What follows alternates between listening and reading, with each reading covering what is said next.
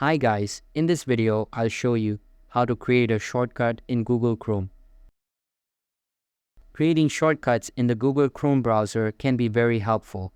It allows you to quickly access your favorite websites without having to type out the full web address every time. This can save you a lot of time and make your browsing experience more efficient.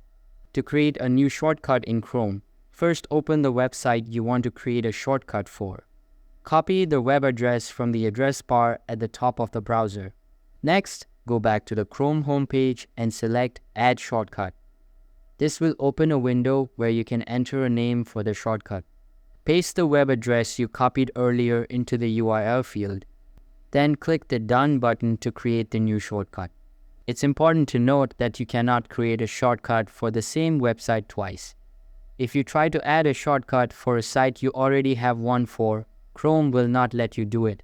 So be sure to check your existing shortcuts before creating a new one to avoid any duplicates. So that's all for this video. If this was helpful, don't forget to subscribe and hit the like button.